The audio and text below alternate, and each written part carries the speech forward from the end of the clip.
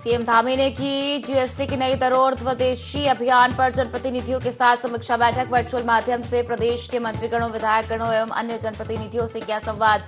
22 सितंबर से देश भर में जीएसटी की नई दरें होंगी प्रभावित।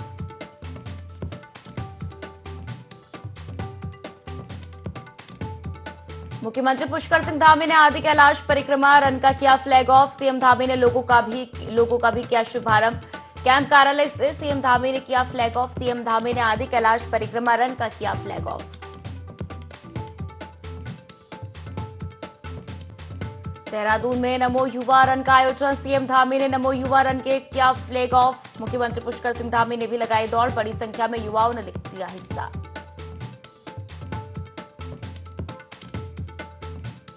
पितृ अमावस्या पर हरिद्वार पहुंचा असम के मुख्यमंत्री हेमंत बिस्वा शर्मा। नारायणी शिला मंदिर में विधि विधान से किया पूजा पाठ। सीएम शर्मा ने पितरों के मोक्ष और सबके कल्याण की प्रार्थना।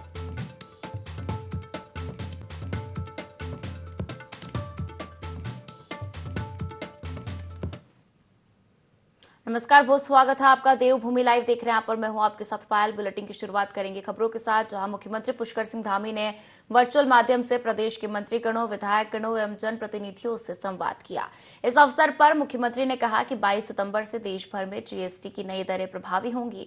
उन्होंने इस ऐतिहासिक निर्णय के लिए प्रधानमंत्री नरेंद्र मोदी एवं केंद्रीय वित्त मंत्री निर्मला सीतारमण का आभार जताया। मुख्यमंत्री ने कहा कि नए दरों का लाभ आम जनता और व्यापारिक समुदाय तक तीव्रता से पहुंचे, इसके लिए प्रदेश में व्यापक जन जागरूकता अभियान चलाया जाएगा। उन्होंने सभी जनप्रतिनिधियों से आह्वान किया कि वे 22 से 29 सितंबर तक अपने अपने क्षेत्रों में जागरूकता कार्यक्रमों का संचालन करें। इस दौरान प्रभारी मंत्री अपने अपने जनपदों में तथा विधायकगण अपनी विधानसभाओं में अभियान का नेतृत्व करें। मुख्यमंत्री ने कहा कि जीएसटी की संशोधित दरों से प्रदेश की आर्थिक स्थिति को मजबूती मिलेगी और वोकल फॉर लोकल और लोकल टू ग्लोबल की दिशा में राज्य को गति प्रदान होगी।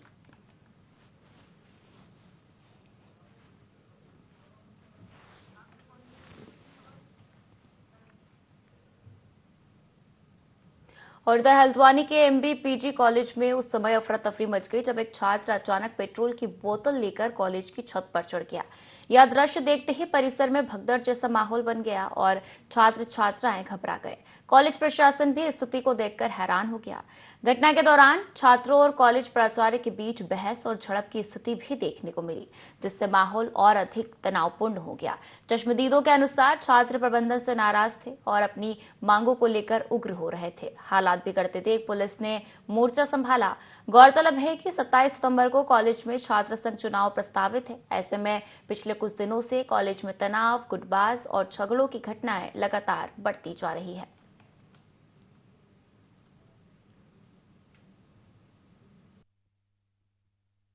पलेरिया और अभिषेक गोस्वामी के द्वारा एक पत्र हमें प्राप्त हुआ, जिसमें उन्होंने कहा कि जो इस वर्ष का छात्र संघ अध्यक्ष का प्रत्याशी है कमल बोरा, वह फर्जी है, क्योंकि उसने विगत वर्ष सचिव का चुनाव लड़ चुका है और वह इस साल चुनाव नहीं लड़ सकता। हकीकत यह है कि जो विगत वर्ष सचिव पद का प्रत्याशी था वह कमल सिंह बोहरा था। उसके पिताजी का नाम भी अलग है और इस कमल बोरा ने तो नामांकन ही नहीं किया, क्योंकि ये 22 वर्ष पूर्ण कर चुका था, ये एलिजिबल नहीं था। तो महाविद्यालय के जितने भी कार्यक्रम हुए, किसी भी कागज में, वित्त से संबंधित किसी भी प्रपत्र में इस कमल बोरा के कोई सिग्नेचर नहीं है। जब इसने नामांकन ही नहीं किया तो बनने का तो कोई प्रश्न ही पैदा नहीं होता है। दीपक पलेरिया ये कहना चाह रहा था आज कि आपने कोई कार्रवाई नहीं की। मैंने जांच समिति तो बैठाई थी, लेकिन ये नहीं माना। हमने इसको समझाया, ये चले गया था। शायद किसी के बहकावे में आकर के इसको ये एक पेट्रोल की बोतल लेकर के हमारे प्राचार्य कक्ष के ऊपर छत में चढ़ गया। तो हमारे प्रोक्टोरियल बोर्ड के सदस्य हैं, वो सब गए वहाँ पर, इसको समझाया, बुझाया। फिर उसके बाद कुछ छात्रों के साथ ये प्राचार्य कक्ष में आया। यहाँ पर इसने दबाव बनाना चाहा। और खबरों में आगे बढ़ेंगे, जहां मुख्यमंत्री पुष्कर सिंह धामी के निर्देश पर सीमावर्ती और दूरस्थ क्षेत्रों की समस्याओं को जमीनी स्तर पर जानने के लिए जिलाधिकारी मनीष कुमार लगातार गांवों का भ्रमण कर रहे हैं। इसी क्रम में जिलाधिकारी करीब 10 किलोमीटर पैदल चलकर चंपावत विधानसभा के सबसे दूरस्थ गांव बकोड़ा पहुंचे। उनके साथ अपर जिलाधिकारी जयवर्धन शर्मा, जिला स्तरीय अधिकारी, जनप्रतिनिधि और पंचायत पदाधिकारी भी मौजूद रहे। इस मौके पर जिलाधिकारी ने ग्रामीणों से संवाद किया और सड़क, स्वास्थ्य, पेयजल, बिजली जैसी मूलभूत समस्याओं को सुना। ग्रामीणों ने विशेष रूप से मंच बकोड़ा मोटर मार्ग और सीम चूका से बकोड़ा लिंक मार्ग के निर्माण की मांग उठाई।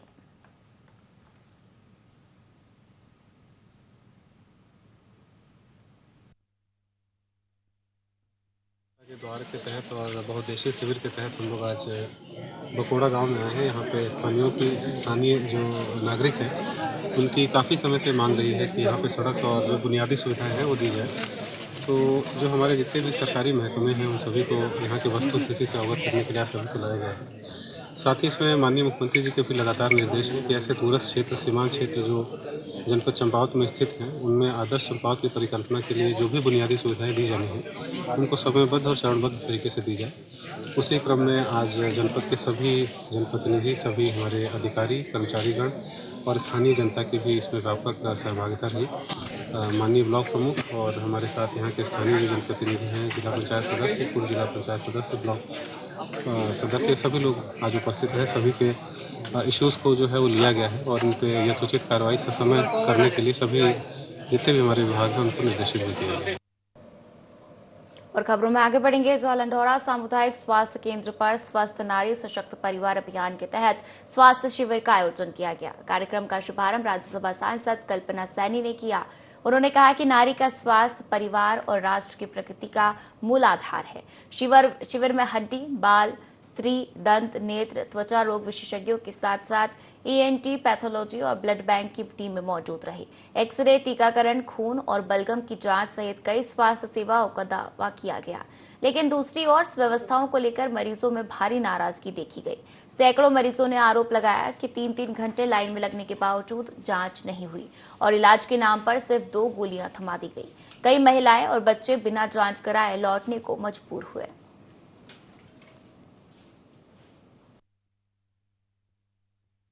हमारे उन्होंने कहा काले पेड़िया की यहाँ कोई जांच नहीं हो रहा। अच्छा, और फिर परसों को जांच होगी, वो दूसरे हॉस्पिटल में वहाँ लगोगी। मैंने कहा किस टाइम लगोगी? अगर वो बताओगे जो आओगे। 9 बजे से खड़े आए, देखो टाइम देख लो, अभी बता दो।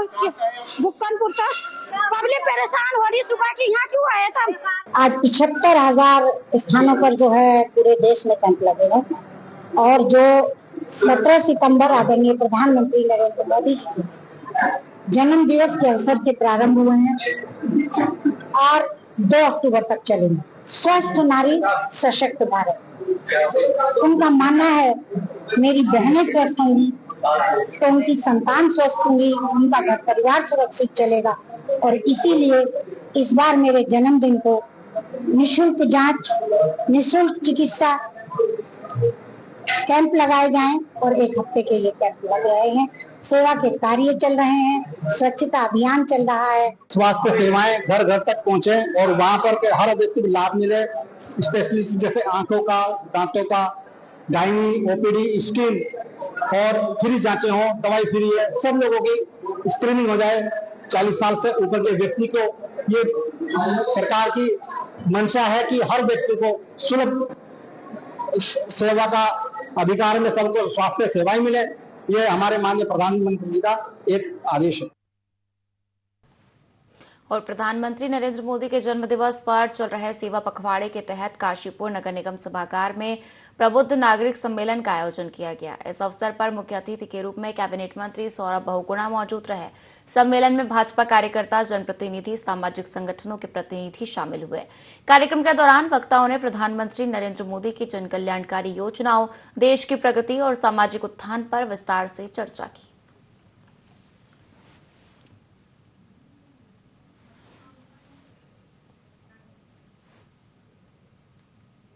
चलिए खबरों में आगे बढ़ेंगे, जहां प्रदेश कांग्रेस के एक प्रतिनिधि मंडल ने मंसूरी जॉर्ज एवरेस्ट भूमि मामले की सीबीआई व वैरागी कैंप की भूमि किराए पर देने की प्रक्रिया पर रोक लगाने के संबंध में राज्यपाल से भेंट की है। कांग्रेस ने इस मामलों को घोटाले की उपाधि दी है, जिस पर पलटवार करते हुए भाजपा के मुख्य प्रवक्ता सुरेश जोशी ने कहा है कि विपक्ष को सवाल खड़े करने से पहले उसकी पूरी जानकारी ले लेनी चाहिए। जोशी ने बताया कि सरकार ने एक साफ सुथरी नीति के तहत टेंडरिंग प्रक्रिया कराई है और इसके आधार पर ही किसी पार्टी को काम आवंटित हुआ है। अगर इस प्रक्रिया में किसी प्रकार की अनियमितता या नियमों का उल्लंघन सामने आता है तो सरकार उसकी जांच करेगी। भाजपा सरकार पारदर्शिता के सिद्धांत पर काम करती है और गलतियों को किसी भी कीमत पर बर्दाश्त नहीं करती। साथ ही अब तक सरकार ने किसी भी दोषी को बख्शा नहीं है और इन मामलों में भी यदि कोई गड़बड़ी पाई गई तो जांच के बाद अवश्य ही कार्यवाही की जाएगी।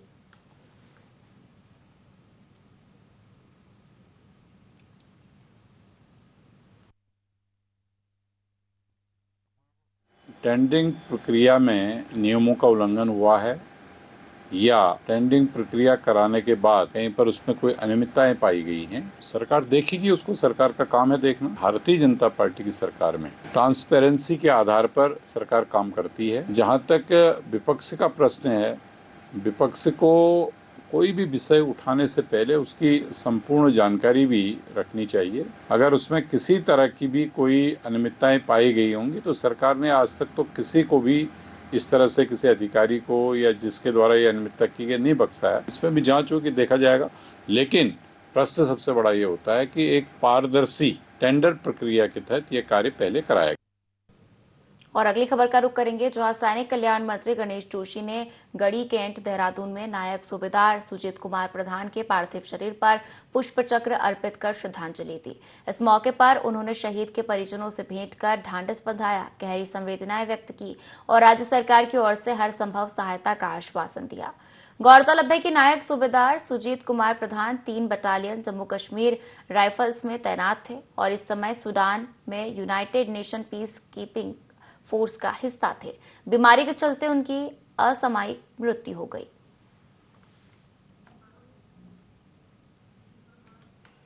तो देखिए, देहरादून से आपको खबर दे रहे हैं, जहां शहीद सुजीत कुमार को श्रद्धांजलि दी गई। गढ़ी कैंट में अंतिम सम्मान हुआ। सैनिक कल्याण मंत्री गणेश जोशी पहुंचे और परिवार को हर संभव सहायता का आश्वासन भी इस दौरान दिया गया।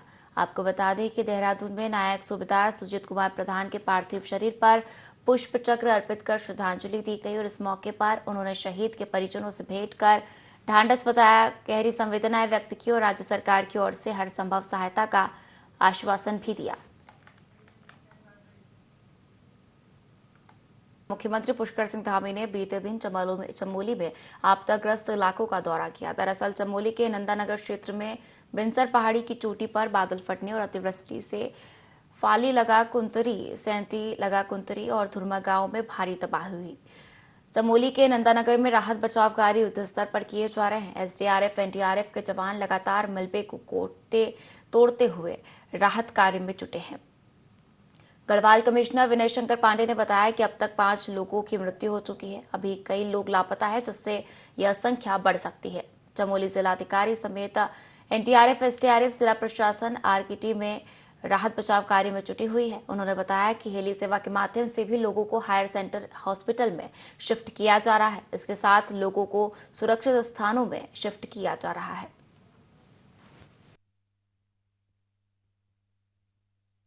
के मुताबिक तकरीबन 5 लोगों की मृत्यु की सूचना थी। डेड बॉडीज भी उनकी बरामद हुई हैं। अभी लोग मिसिंग भी हैं। ये संख्या 10 से 12 हो सकती है। युद्ध स्तर पर कार्य चल रहा है और डिस्ट्रिक्ट मजिस्ट्रेट खुद वहां मौजूद हैं। हमारी एनडीआरएफ की टीम, एसडीआरएफ की टीम सभी वहां पर है। विषम परिस्थितियों में भी कल हमारे हेली ऑपरेशंस हुए। लोगों को एम्स में और श्रीनगर में भी मेडिकल संस्थानों तक पहुंचाया गया। एक बच्चा बुरी तरह से जख्मी था, जिसको हेड इंजरी थी, उसको भी प्राथमिकता के आधार पर लाया गया। जो वहां पर नुकसान हुआ है उसका भी आकलन हो रहा है और जो खतरे के जद में आए हैं उनको भी सुरक्षित स्थानों पर एक टेम्परेरी कैंप में शिफ्ट किया गया है। और अगली खबर का रुख करेंगे। ड्रॉपत्र विसर्जन अमावस्या के मौके पर हरिद्वार के नारायणी शिला मंदिर में श्रद्धालुओं की भीड़ उमड़ रही है। इस दिन पितरों को प्रसन्न करने के लिए श्राद्ध और तर्पण किया जाता है। पितृ विसर्जन अमावस्या पर दिवंगत पितरों का सामूहिक रूप से श्राद्ध कर उनके मोक्ष की कामना की जाती है। हरिद्वार के नारायणी शिला मंदिर में श्राद्ध और तर्पण करने का विशेष महत्व पुराणों में बताया गया है, इसलिए दूर दूर से श्रद्धालु नारायणी शिला मंदिर पहुंच रहे हैं। भीड़ नियंत्रण और यातायात प्रबंधन के लिए पुलिस को खासी मशक्कत करनी पड़ रही है। शहर में ट्रैफिक रूट को डायवर्ट किया गया है, वहीं भारी वाहनों के प्रवेश पर भी रोक लगाई गई है।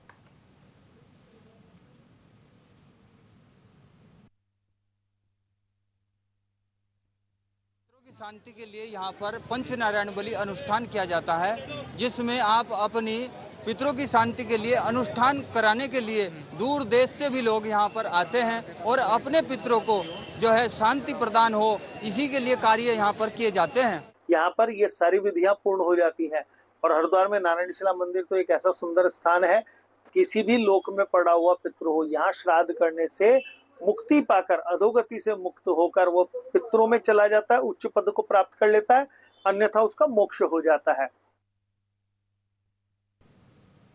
और इधर काफलीगैर तहसील स्थित अल्मोड़ा मैग्नेसाइट फैक्ट्री झिरोली के कर्मचारियों को 8 महीने से वेतन नहीं मिला है। लंबे समय से जिले में खनन बंद होने के चलते फैक्ट्री पर संकट गहराता जा रहा है। इसी को लेकर कर्मचारियों ने कलेक्ट्रेट परिसर में जोरदार प्रदर्शन किया और 15 दिन में समाधान न होने पर उग्र आंदोलन की चेतावनी दी।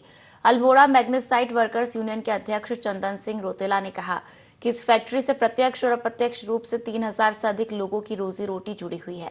वेतन न मिलने से परिवारों का भरण पोषण, बच्चों की फीस और बैंक लोन की अदायगी मुश्किल हो गई है। कई ग्रामीण रोजगार की तलाश में पलायन करने को मजबूर है।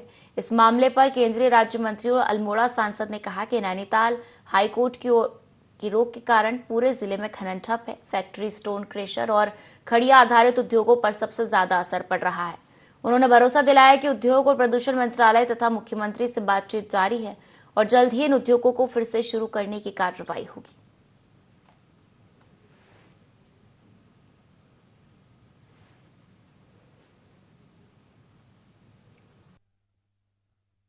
आठ महीने हो गई, हमारी कोई सुनवाई नहीं हो रही है और अब ऐसी स्थिति आ गई है कि सारे बच्चे वीरान हो गए। बाहर से बच्चे कॉलेज में जो बाहर कोर्स करने गए उनको घर बुलाना पड़ गया है और रोजी रोटी का संकट आ गया भारी और कोई ऐसे सूझबूझ नहीं कि हम क्या कर रहे हैं, हम आगे को कहाँ जाएं। विधायक जी को हमने पत्र लिख के दिया है और सांसद जी को पत्र लिख के दिया है, मुख्यमंत्री जी को पत्र लिख के दिया है। 1 महीना, 2 महीना, 3 महीना आदमी जेल ले चलो, 8 महीने हो गए, 8 महीने से न खाने का न पीने का। यहाँ पर सबके ऐसे हाल हो गए कि अब तो जो दुकान वाले हैं वो भी इनको सामान देने के लिए कोई तैयार नहीं। हम तो ये गुहार लगाएंगे कि हमारा जल्दी से जल्दी न्याय किया जाए और जल्दी से जल्दी हमारा उद्योग खोला जाए। उस क्षेत्र मैग्नेसाइट झिरोली जो है मेरे ही क्षेत्र के अंदर आता है, हमारी क्षेत्र के अंदर आता है। कभी कभी मुझे इतना दुख होता है कि उन माँ, उन बहनें, वो बुजुर्ग और वो बच्चे, उनका आज ये स्थिति आ चुकी है हमारे क्षेत्र के अंदर, हमारे डिस्ट्रिक्ट के अंदर कि भूखमरी का तगार पे आ गई है। अगर हमें न्याय नहीं मिला, हमारी भूखमरी, हमारी माँ बहनों का पेट को मारा गया, हम आत्मदाह भी कर सकते हैं। कि हमारा बागेश्वर जनपद का एकमात्र उद्योग अल्मोड़ा मैग्नेसाइट झिरोली की जो हमारी माइन है वो लंबे समय से, लगभग जनवरी से अभी तक वो बंद पड़ी है और वहाँ के जो कर्मचारी हैं उनके सामने इस समय रोजी रोटी का बहुत बड़ा संकट पैदा हो गया। उसके साथ साथ पूरे क्षेत्र में जो विकास के कार्य होते थे, चाहे वो ट्रांसपोर्ट से जुड़ा हुआ हो, चाहे वो दुकान से जुड़ा हो, सबके पेट में लात पड़ी है। ऐसी स्थिति में हम लंबे समय से मांग कर रहे हैं कि भाई आज खुलेगा, कल खुलेगा करके, लेकिन शासन प्रशासन की उदासीनता के कारण अभी तक ये फैक्ट्री नहीं खुली है। इसी उद्देश्य को लेकर के आज सारे कर्मचारी यहाँ पर बैठे हुए हैं। हमें शासन प्रशासन पर भरोसा है कि वो जल्दी से जल्दी इस पर निर्णय दे। अगर वो निर्णय नहीं देंगे तो 15 दिन के अंदर में इसके लिए हमारे सारे कर्मचारी और क्षेत्र की जनता, हम सब जनप्रतिनिधि लोग भी हैं, उस क्षेत्र के जितने जनप्रतिनिधि हैं वो एक साथ यहाँ पर धरना प्रदर्शन करेंगे। उसकी पूर्ण जिम्मेदारी शासन प्रशासन की होगी। जिस प्रकार से पूरे बागेश्वर जनपद के अंदर खनन पर प्रतिबंधित है, इस कारण से मैग्नेसाइट के जो हमारे स्थायी कर्मचारी हैं वो भी इफेक्टिव हुए हैं, क्योंकि वो मासिक वेतन पर रहते हैं। कई महीनों से उनको वेतन नहीं मिल पाया। कारण क्या है कि वहाँ पर काम नहीं हो रहा है तो उनके पास उत्पादन नहीं है। अभी उस पर कार्रवाई कर रहे हैं। मैं भी अपने स्तर से बात करके किसी प्रकार से अल्मोड़ा मैग्नेसाइट का काम चले और लोगों को इस बेरोजगारी के समय में रोजगार उपलब्ध हो, जो कर रहे हैं उस पर हम काम। और अगली खबर का रुख करेंगे, जहां मुख्यमंत्री पुष्कर सिंह धामी ने देहरादून स्थित कैंप कार्यालय से आदि कैलाश परिक्रमा रन का भव्य शुभारंभ किया। उन्होंने कार्यक्रम का फ्लैग ऑफ दिखाया और परिक्रमा रन के लोगों का अनावरण कर इस आयोजन की शुरुआत की। मुख्यमंत्री धामी ने कहा कि यह आयोजन न सिर्फ धार्मिक आस्था और सांस्कृतिक विरासत से जुड़ा है, बल्कि यह पर्यटन और खेलों को बढ़ावा देने की दिशा में भी अहम कदम है। उन्होंने प्रतिभागियों और आयोजकों को शुभकामनाएं दी और कहा कि इस तरह के आयोजन उत्तराखंड की पहचान को और सशक्त बनाएंगे।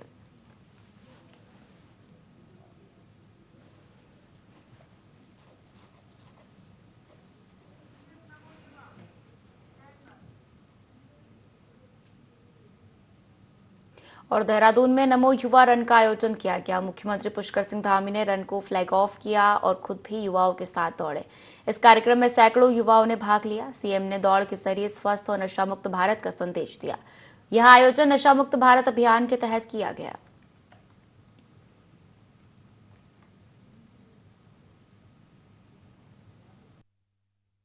पखवाड़ा के चलते आदरणीय नरेंद्र मोदी जी का जन्मदिन जो 17 तारीख को था, और उसके साथ साथ लगातार हर दिन भारतीय जनता पार्टी का पूरा सेवा पखवाड़ा में हर दिन एक सेवा का काम सभी लोग कर रहे हैं, सभी कार्यकर्ता कर रहे हैं, जैसी भी सेवा वो कर सकते हैं।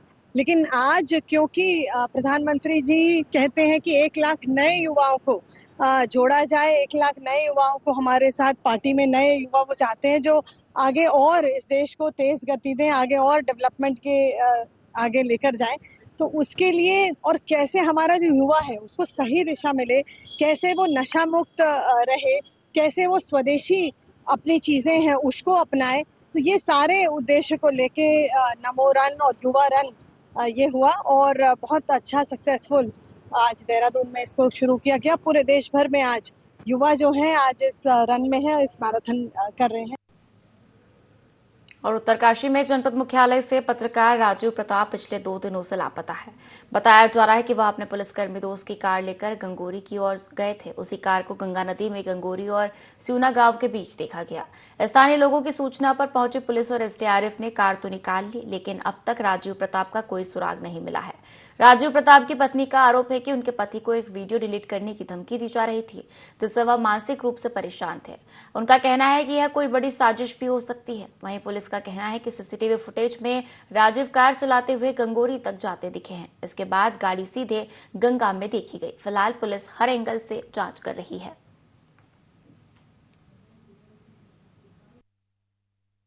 लास्ट बात जो उनसे हुई थी वो 11 बजे हुई थी उनसे लास्ट जो बात हुई थी मेरी उनसे। उसके बाद सर मुझे नहीं पता है कि वो कहाँ हैं, क्या हैं, कैसे हैं, किस हालत में हैं सर। और मुझे जिन लोगों पे वो है वो थोड़ा परेशान थे, कई दिनों से मुझे बता रहे थे। इतना स्पष्ट तो उन्होंने मुझे बताया नहीं क्या है कैसा है। हॉस्पिटल में वीडियो बनाई थी, स्कूल में यहाँ वीडियो बनाई थी, तो उस चक्कर से मुझे कई लोगों के फ़ोन आ रहे हैं कि वीडियो डिलीट कर वरना हम तुझे मार देंगे, ये कर देंगे। आज 3 दिन हो गए, मेरे पति का कुछ पता नहीं है सर। मुझे पूरा भरोसा है सर ये किसी की साजिश। राजीव प्रताप जी कोई थे तो पत्रकार भी थे, तो वो जो है इनका शोभन सिंह और राजीव प्रताप के जो है आपसी जो है याराना संबंध भी और आपस में रिश्तेदारी भी है। तो ये शोभन सिंह की इस गाड़ी को लेके जो है उत्तरकाशी से जो है 8 बजे के बाद आगे गंगोत्री की ओर गए और उसके बाद जो है वो कल तक जो है तहरीर दिए जाने तक वापस नहीं आए। तो इसमें जो है सभी थानों को जो है सर्कुलेट ये गुमशुदगी की गई और गाड़ी का नंबर फ्लैश किया गया। और लोहाघाट नगर पालिका सभागार में पालिका अध्यक्ष गोविंद वर्मा की अध्यक्षता में लोक कल्याण मेले का आयोजन किया गया। मेले में विभिन्न विभागों, बैंकों के अधिकारियों और नगर के रेहड़ी पटरी व छोटे व्यापारी शामिल हुए। सिटी मैनेजर महेश चौहान ने छोटे व्यापारियों को पीएम स्वनिधि योजना सहित कई सरकारी योजनाओं की जानकारी दी। उन्होंने बताया कि स्वनिधि योजना के तहत व्यापारियों को 15 से 50 हजार रुपए तक का ऋण दिया जा रहा है, जिससे वे अपना कारोबार बढ़ा सके। इसके अलावा बैंकों, उरेडा और खाद्य पूर्ति विभाग की ओर से भी विभिन्न योजनाओं की विस्तृत जानकारी दी गई।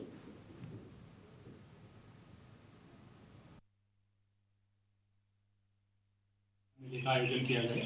इस लोक कल्याण मेले का बेसिक उद्देश्य ये है कि लोगों को सरकार द्वारा जो जनहित में योजनाएं चलाई जा रही हैं, चाहे वो बैंक की योजनाएं हो, बीमा संबंधी योजना, चाहे वो जननी सुरक्षा योजना हो, चाहे फिर वो खाद्य विभाग की one nation one ration card हो, इनसे संबंधित सारी योजनाओं का लाभ देना, केवल आयोजित करके उनको सूचना न देते हुए इन योजनाओं को सैचुरेट करना उन लोगों में, ये इस लोक कल्याण मेले का उद्देश्य है।